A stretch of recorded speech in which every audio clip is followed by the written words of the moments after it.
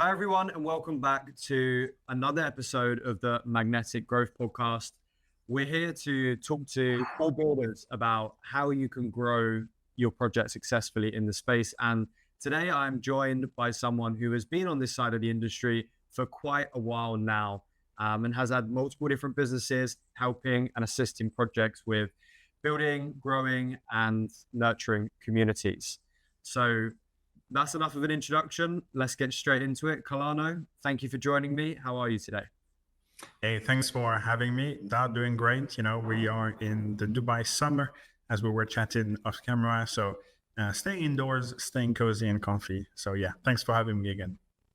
And it's probably a good thing that you've made that decision this year because we're getting heat in the markets in summer. So being indoors might not be a bad thing.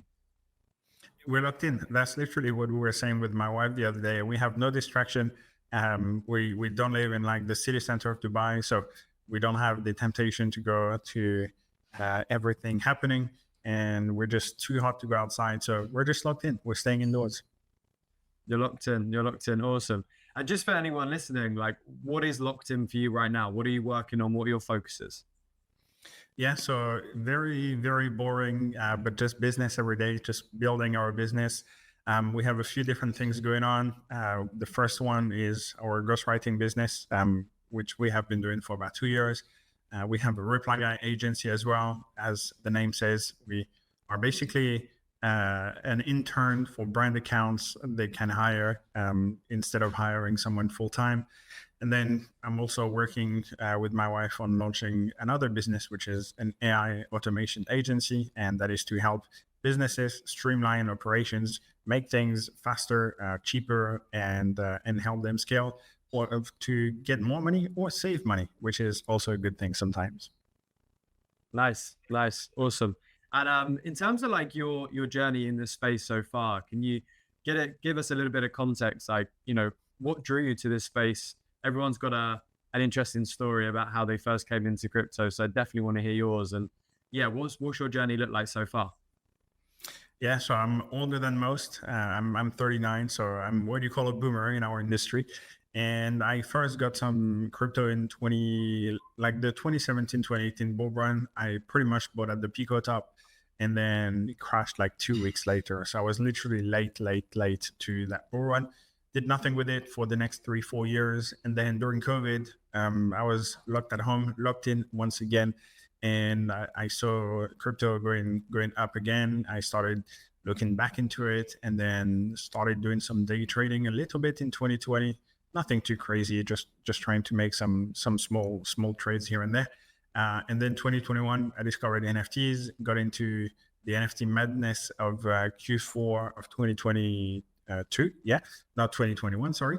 After Bored Apes minted and the MAYC minted as well. So kind of really fell in love with the space quickly. And I thought to myself, you know what, that is like an amazing new technology in the NFT world. And I thought I missed out on, turning $100 into $1 million with Bitcoin. So I thought this was the next wave of technology. And I just wanted to be part of it. It kind of reminded me like crypto Twitter for me and like the Discord era, which is not as big these days, but back in the days, it was all about Discord, grinding on Discord and being in voice chat and all that stuff. And I'm what you call a retired gamer. I used to be a pretty big gamer, World of Warcraft mostly, and Counter-Strike back in 2005 to 2012. And kind of reminded me of that era where I would just be on Discord, talking with my mates, talking with my friends, playing the game instead of it was trying to get some whitelist, but I felt a very similar vibe and I really liked that. So I decided, you know what, I'm going to try and be part of this space. And I was working in advertising, a very traditional career in paid social media advertising. So running large campaign on social media ads for pretty big companies like Ferrari, Shell, Boohoo, Adidas, etc. And I thought, I've got a decent knowledge of the world of marketing. So I'm going to try to somehow apply that to the world of Web3. And I left my job in 2022, I think in March or February. And that was to join a startup. That was my first full-time job in Web3. I was head of growth and I stayed there for about, I would say 6 months. And then I quit in the summer. Well, actually, I didn't really quit. They shut down the shop because and it was the kind of beginning of the bear market, and they were just trying to basically save some money. And I ended up joining Binance, where I was head of growth for Binance NFT. I stayed there for about a year, and now we are in 2023. And I got married in the summer of 2023 as well. And I started taking my content seriously and during that year, and I quickly did pretty well. So I had got a few viral threads like super quickly, and I got some inquiries for ghostwriting. And as any good entrepreneur, when something comes your way, you say yes, and you figure out the how a bit later. So I got my first client in ghostwriting, and then I thought, what, this is a cool business. I think I can do this. So I left Binance to try to build this ghostwriting business, and I've been doing that for over 2 years now. It was 2 years in June, so almost a year and 2 months ago now. Amazing. I think it's almost like the story of crypto, where there's always another opportunity to develop. That word didn't want to come out. But yeah, there's always an opportunity to develop. There's always a new opportunity, as long as you're kind of committed to the space. Like you mentioned in your journey, you've done a few different things to get to where you are, but your love for this space is what's brought you through all of those different steps. And every experience that you've had, whether it's your first role, whether it's in the NFT trenches in Discord, whether it's what you're doing now or working with Binance, whatever it might be, has added to your experience and understanding of this space. So I think it's a really cool story. And it's, if anything, a point to just jump in and take a risk and start doing something and adding value to a project in some way, if you're yet to discover exactly what it is that you want to do in this space. But one thing that I mean, just to bounce on that, because a lot of people, probably some people who are watching this podcast are also trying to get their very first job in the space, right? And I would say that is exactly how I got my first job. I was basically using this tool that was called Compass. It was a bit like NFT Shark. It was one of those NFT sniping tools, but before Blur. So when OpenSea was always lagging, right? So there were a few tools to help you snipe NFTs on Reveal and all that stuff. And I was using Metal quite a lot. And then I discovered they had an NFT coming up because they were going to move away from being a free tool to being a token gated tool. Big mistake in hindsight, but that's not the point here. And so I jumped into their Discord and I started, talking with the founders in the guild chat and all that stuff. And, I was always giving them kind of feedback and trying to help at first. And they were looking for a mod, and I became one of their Discord mods, and that was a free job. And a few months later, they were really happy with what I was doing, and they offered me a paid position. And that's how I got my first job. So, always trying to be part of the community, trying to add value, right? Because I could have just stayed in the Discord, tried to just use the tool and do nothing out of it, but I genuinely enjoyed it. I enjoyed using the tool. So I thought, I'm going to be part of this community and try to be helpful. And I got noticed and I got offered a job, and then I got offered a paid job, and kind of like the rest was history. But I would say always try to add value, because a lot of people always wonder, oh, I want to leave my Web2 job. How do I do? It's actually often more simple than people think. Yeah, and I love the addition that you've made there, because I was very similar in 2021. I was in crypto similar to you since 2017-ish, just investing. I had a different company at the time. It didn't work out after COVID. And then I was like, okay, I'm an entrepreneur. What am I going to build next? I'm going to go straight into crypto full time. And that started with supporting some of my friends' projects that were launching in the 2021 run.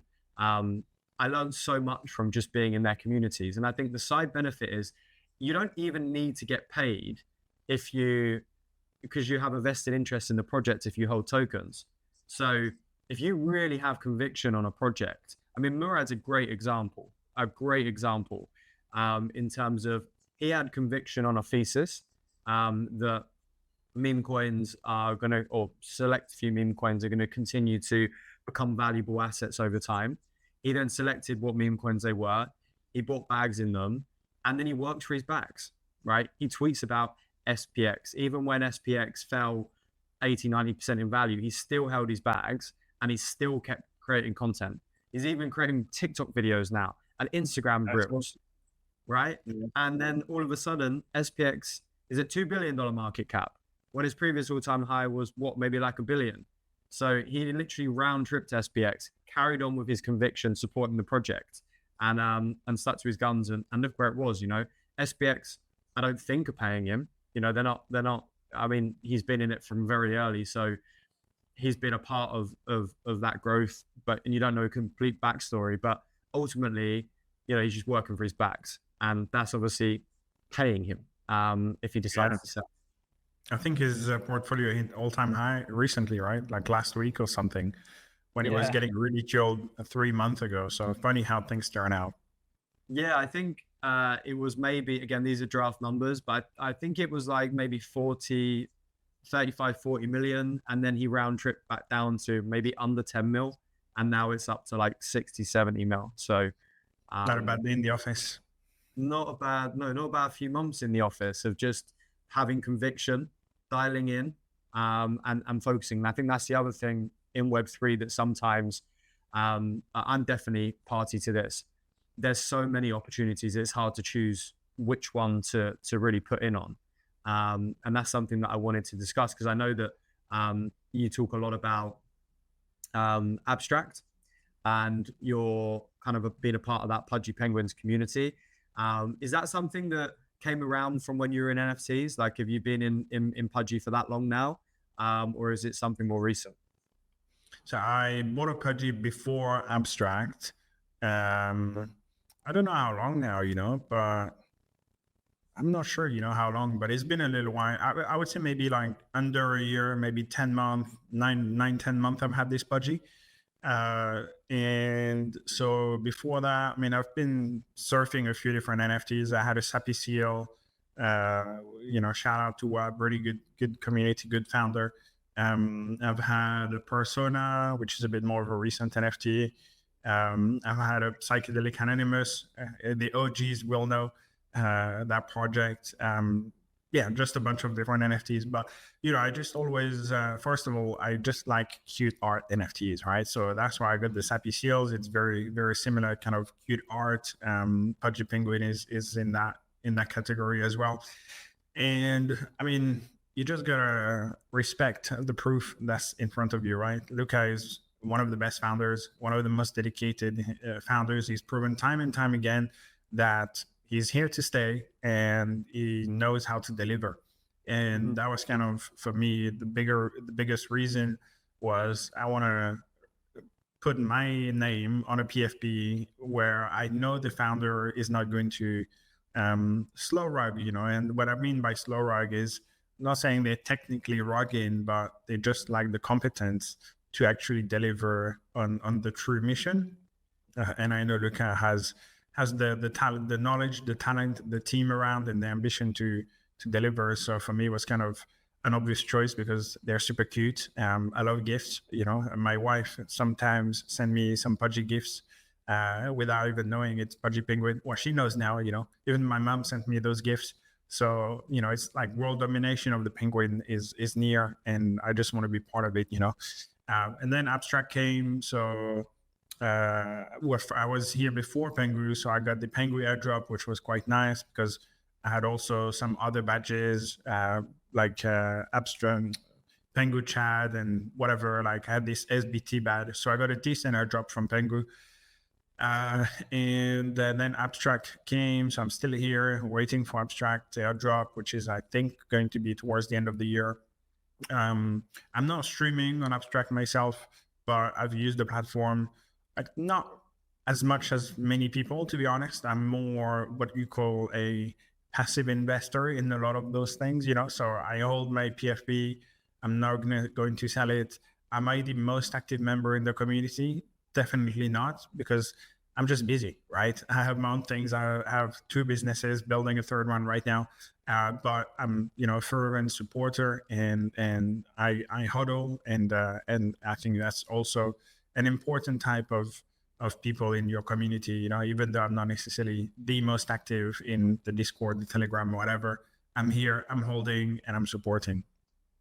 Yeah, I think that's awesome. And like I said, I think there's been a lot of founders that can tell a very good story in crypto, and storytelling is such an important element of how this industry has been built.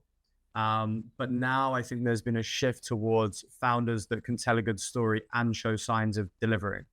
I think that's what retail investors are looking at now. They're not being sold on, oh, you know, we're this and we're going to change the world and you should buy our token or participate in our pre-sale, which maybe was the ICO days, where people would just blindly buy shit based on what people were telling them. And the same really in 21 with NFTs, the amount of NFT projects that promised all of this utility and just disappeared. I mean, I would hazard a guess that 90% of those projects are dead now. So 99. 99. Okay, we're great at 99. So I do think that retail investors have got a lot smarter. And if you want to attract participation and capital into your ecosystem, then you need to deliver. And that's obviously got a huge benefit because there's so few that actually do. So when you look at Pudgy, for example, they're the biggest community in Web3. And to be able to then go and, you know, launch Abstract and have, I mean, they hit what, 3 million active wallets. And those guys aren't out there, you know, paying KOLs to talk about them. They just developed a community and they're growing a really cool product organically. And the really cool thing is that, like, if anyone's watching this and they haven't yet signed up to Abstract, so simple, you know, similar to Pudgy. Pudgy has is built on Web3 foundations, but like you said, your mom, your wife, they're sending you Pudgy memes because it has a relationship with people outside of Web3 as well through that character. And my understanding is that Luke is doing exactly the same with Abstract, where they're not just building an L2 on ETH. They're building a front end that can be used by anyone and everyone.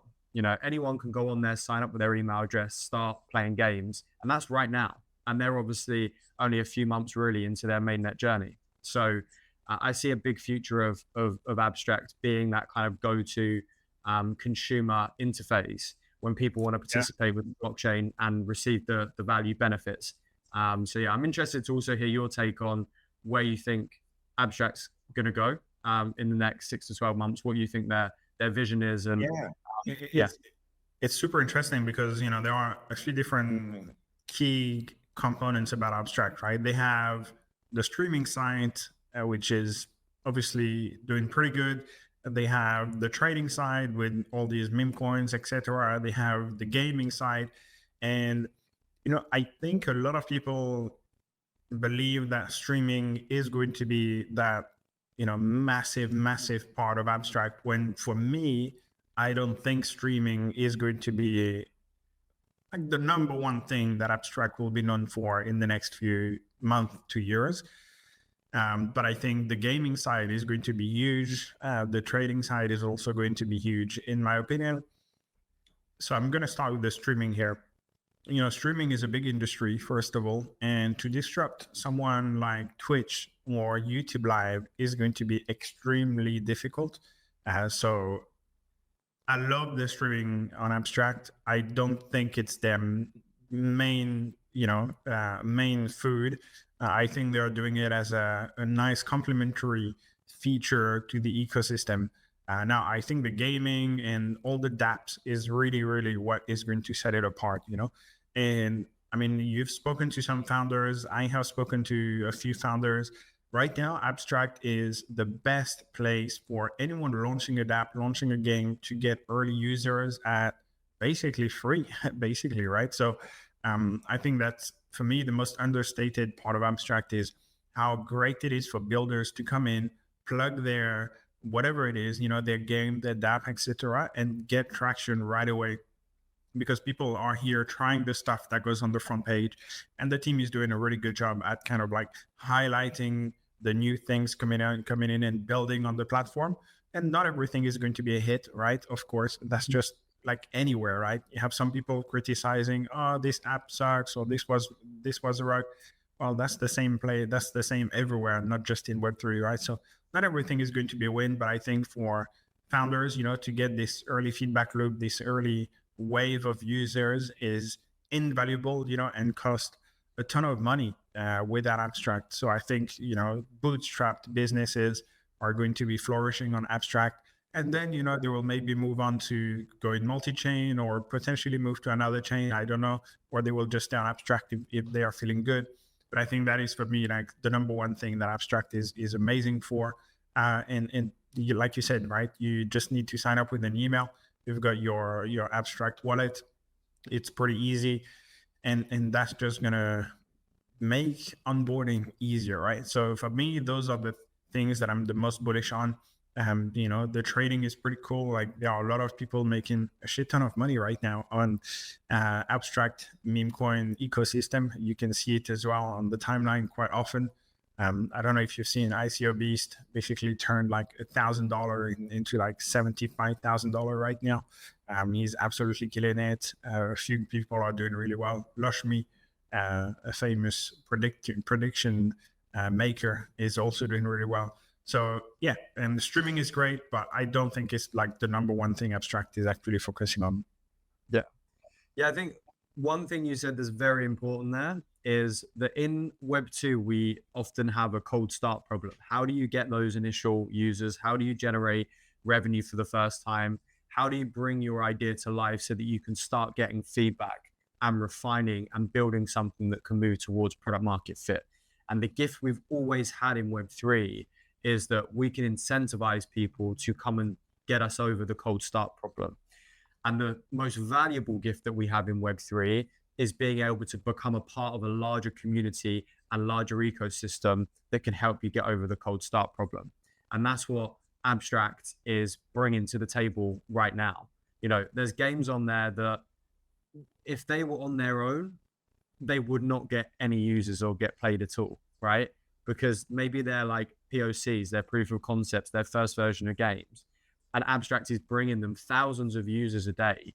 And that's going to enable them to start implementing a feedback loop to become better. And that's the hope for Abstract ecosystem. You've got the users that are testing, refining things. You've got the team that are testing and refining the platform, elevating the best dApps, the best ones that get upvotes, all of this sort of stuff. And it's helping to create really good projects from the ground up. And there's another thing. So I was listening to a podcast and this is a bit of a different segment, by Jesse, who's the founder of Base, and they're building like a consumer-facing dApp at the moment as well. And he was saying the same thing. It was kind of like they're going quite heavy on the creator side and enabling people to kind of build a presence and be compensated for the content that they push out via the Base app. And what he was saying is that there's creators that might be on Instagram, TikTok, and X right now that create really good content, but they're struggling to stand out in certain niches. Whereas now they have this new platform, they're actually trying to find people that maybe focus on producing content about beauty or technology or sport that don't have the following, bring those guys over to Base, be a part of something new, and obviously gain all of that early traction from what Base already has from a community point of view. So I guess the story is that if you're a creator or you're a project builder, if you can get on the train of an ecosystem like Abstract that already have that community, then it's a great kind of sandpit and environment to launch in and get over that cold start problem and start moving towards where you really want to get to. Yeah, and I think that's spot on. I've seen this Base. I don't know if you've seen the video of Jesse, and I don't know, it was with the woman asking on the street, hey, do you want to get paid to post content? And everyone was like, yeah, obviously. That was a funny video. But yeah, I think that's the main thing, right? For the user, making money is always going to be attractive. Everybody wants to make money. For the creator, everybody wants to get paid for posting content. It makes you feel good, and it feels good in the wallet. And for builders, getting early users is not priceless, because everything has a cost. The cost of acquisition is real, right? But reducing your cost of acquisition and increasing the speed of your feedback loop are two of the most important metrics you can work on early in your business venture, whatever you're building in general. So, it's really kind of taking that triangle, holy trinity of appeasing your users, appeasing your creators, and appeasing your builders, and it seems to be working well, you know. And I think Luca is also quite smart about not really pushing for the TG quickly, because I think he's just trying to organically build the numbers, number of monthly active users, number of apps, dApps, and meme coins, and everything is streaming, weekly streaming numbers happening on the platform. And then when that hits a number that feels good, I think he's learned a lot from Penguin, you know, and I think he's trying to do things a little bit differently here, where he's going to reward people in maybe a bit more of a healthy way for the token itself, you know, which is good. Well, that's another thing, you know, we're talking about, if you're like a project builder, how selecting your home, the ecosystem that you're going to focus on, how much earned media that can create as well, and how that can, another word for that is how much organic awareness can you create, how many users can you drive organically, how many token holders can you drive organically, and it's very important, especially if you're bootstrapped, to do that. And there are some amazing opportunities right now, such as Abstract. But on the other side, you're looking at Abstract's plan, and you're spot on with their airdrop. They haven't even announced that they're going to do an airdrop yet for Abstract. And to be honest, I would be surprised if we saw it in the next 6 months. I would be surprised. I think timing is going to be something that is important. If we do get a blow off top in this market cycle, it'll be a good time to launch a token, for sure, and try and bring in the buying pressure from the amount of FOMO, speculation, and hype that's driven into the market. That's the thing that could influence that happening sooner. But I think, like you mentioned, Luca's quite happily sitting there and watching people slowly catch on to, okay, XP could equal an airdrop. And imagine when they actually announce that, there's going to be people from all over ecosystems, Solana, notably a lot of trench players that are going to come and try and farm an airdrop. But like you said, he's learned probably a lot from Pengu in terms of, oh, I'm not just going to airdrop you because you did this one thing. You know, you need to be earning XP from all of these different places. And like on Abstract, you can earn XP from trading, you can earn XP from streaming, you can earn XP from playing games, you can earn XP by collecting the different badges. There's so many different things that you can do, and it's almost like a farmer prevention technique. And as we've seen with a lot of big protocols in the past, I think Arbitrum is probably a good example where people expected Arb to come and do an airdrop at some point soon, so that they were running up on Arb, getting their transactions through their TVL, things like this. And then they got the big airdrop and they kind of just fell off of Arb. Whereas I think if Abstract play it right, they will get to a point where they have some really good projects on Abstract that are bringing people back without even the drive of XP anymore. And people just want to use it because it's providing value. So it's giving them an internal sandpit to get Abstract as a consumer layer correct, and then launch the token or do the airdrop after, so that people still retain after they receive their airdrop, similar to what Hyperliquid have done. They launched their platform, they made it better and better and better before they launched their token. So then when they did launch their token, people were still using Hyperliquid, and they were stuck to Hyperliquid, not just trying to farm an airdrop. So I think there might be something similar going on there. Yeah, and you know what I find interesting is the XP, the weekly XP. You know, I think the main difference in approach here is for the Penguin airdrop. Effectively, I mean, there were ways to increase your airdrop with, you know, being part of the community, getting specific badges and stuff like that could increase how much airdrop you would get. But effectively, if you bought 10 penguins 2 hours before the 10 penguins and little or big before the airdrop, you would kind of have a linear airdrop revenue, you know, allocation. And I think that is what's going to be different with Abstract, right? You can only get so many XP points per week. I'm not sure if there is a cap, but there is at least a maximum number of things you can do every week to gain points, right? So even if you buy 100 penguins, you know, on the day before the airdrop, like, you're not going to get as much money is not going to be able to buy you a bigger airdrop compared to someone who has been actually using abstract for the past 6 months or 9 months. Those people are just going to get such a big edge in terms of point accumulation over time. And I think that's, for me, is very interesting. And don't get me wrong, it's an incentivization. There are obviously people farming every week just to get points, and they are just doing the bare minimum to get like the maximum amount of points in the minimum amount of time allocated. And that's fine, right? Because at the end of the day, they're still users, but they are genuinely people who love the platform and are, one, making money right now, making friends, becoming part of the community. And I think those are just going to be rewarded more heavily than they were for the Penguin airdrop. Yeah, it sums up how airdrops can still be very successful in the space and how they can't be. And in this case, if people have to come back weekly and do a variety of things, you're hoping that you get the product to a point where they're going to stick, because they've got to do these things. So that's incentive driven by, there might be an airdrop, right? That doesn't happen otherwise. So you're really given that opportunity to get your product right before you go and release this airdrop. Like I said, with Hyperliquid, they got product right. So even when they launched the airdrop, anyone who was dumping Hyperliquid was getting chat on, right? Because it just kept going up, right? So it then put other people off from dumping the airdrop that they received. And the reason for that mainly comes from their buyback tokenomics, pumping money back into the chart, rewarding holders. You believe in Hyperliquid, you're receiving an airdrop, and we're going to make that airdrop even more valuable if you hold, because any success we have as a product, which we've worked a long time on getting to, we're going to then pump that back into the token.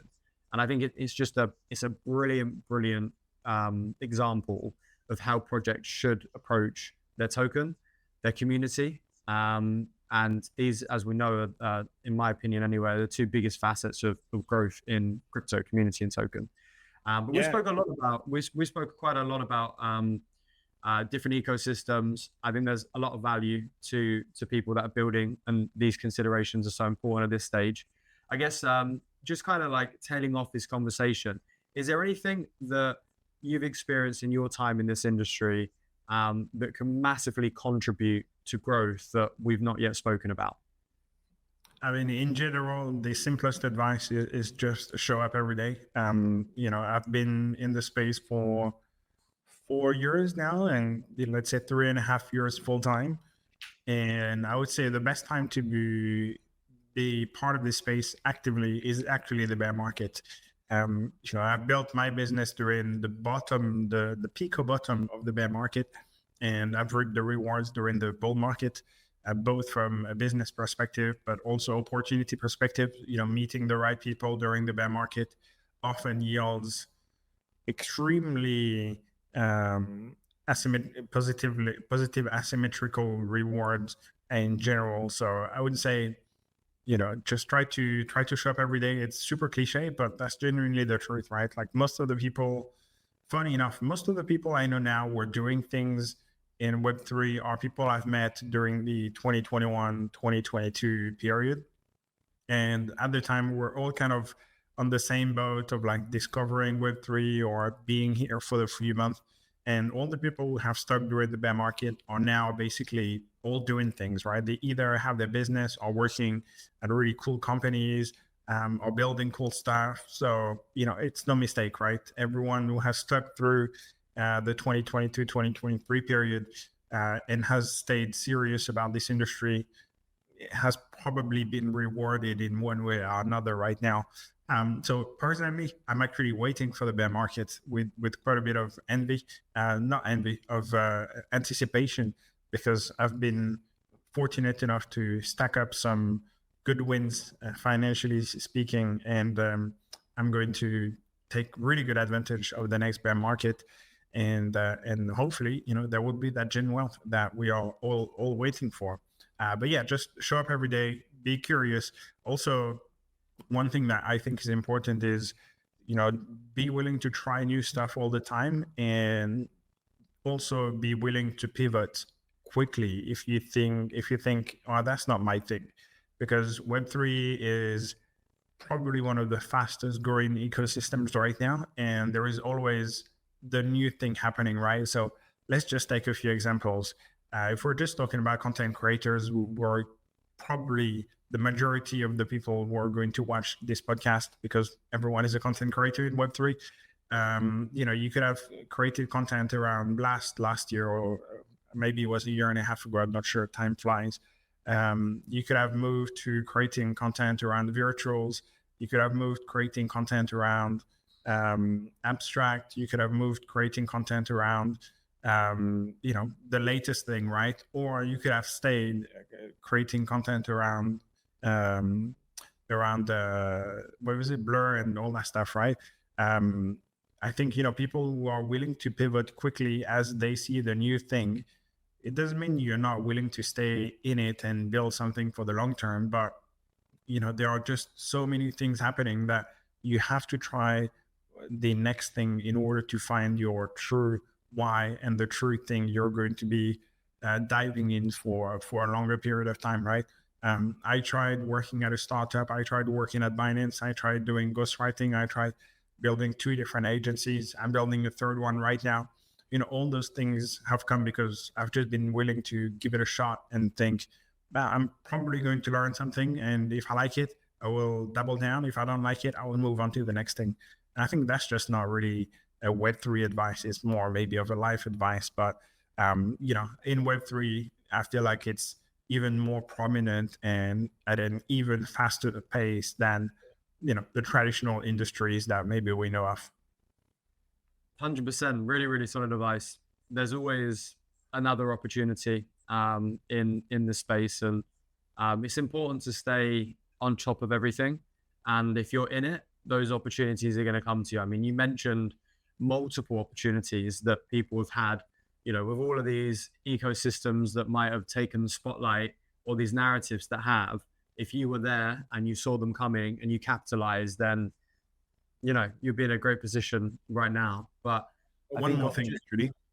One more thing, actually. I am guilty of that, right? It's something I have been trying to fix. But I think one of the most EV positive things you can do is when you see something mentioned, when you see something new mentioned more than 3 times on your timeline, really you should be making a habit of actually taking an hour or two to check it out. And what I mean by that is I saw Blast, super early, and it took me a little while to get into farming Blast. I saw Pepe at like 800K market cap, and it took me like 5 days or 6 days to check it out. It was already, much, much higher. Same story. I saw abstract. I was quite early to abstract, but like one of the things I have trying to become better at is recognizing that I have seen this new thing on the timeline multiple times, and it is a new thing. Therefore, I should actually take a break and think, oh, hold on. I don't know this. This is new, and I have seen it 3 times in the last 2 days. I should take an hour to check this out properly, rather than waiting to see it 15 times on my timeline and then start to pay attention. I have been not late, but like not in the first wave of user to many things, just because I haven't had this click where like, oh shit, this is new. 3 people I respect are talking about this. I should pay attention to it. Like it happened with virtuals. I did pretty well in the virtual mania like a few months ago, but I was not in the first wave.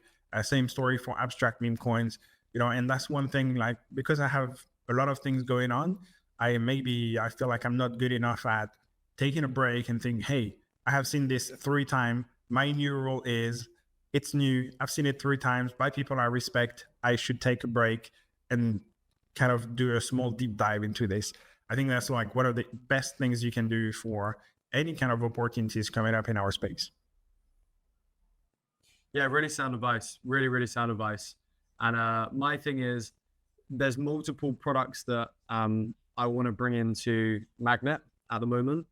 And I think of it and I'm like, wow, this solves a problem. That's my thing. I'm always like trying to solve too many problems. And yeah, there's a few things that I'm just working on in the background, and if I still see such like a validity to go after solving that problem in a month's time, then I'm gonna start building it, and that's kind of like my mindset. If I just pick something up one day and I'm just like, right, let me just run at this. This is amazing.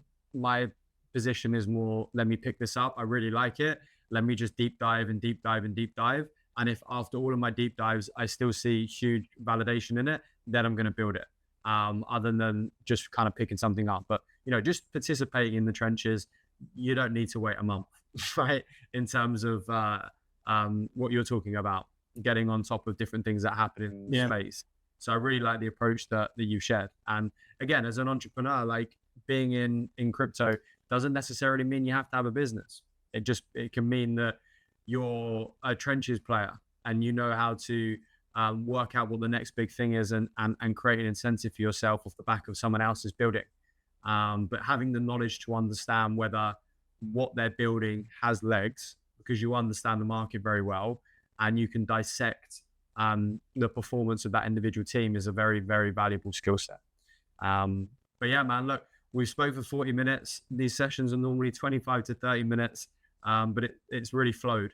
So yeah, I really, really appreciate you jumping on. I think there's some very valuable points throughout this episode, and yeah, maybe it's something that we can run back in person after the summer in Dubai. Let's do it, man. When you come around, let's meet up for a coffee at the very least, and then let's see if we'll run it back turbo, Just don't bring your golden retriever, because otherwise I'm going to be going home from that coffee and stopping by the pet shop on the way home.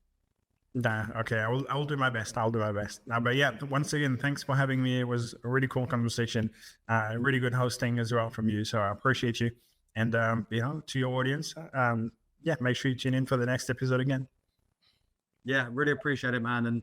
And so where can people find you or learn more about you?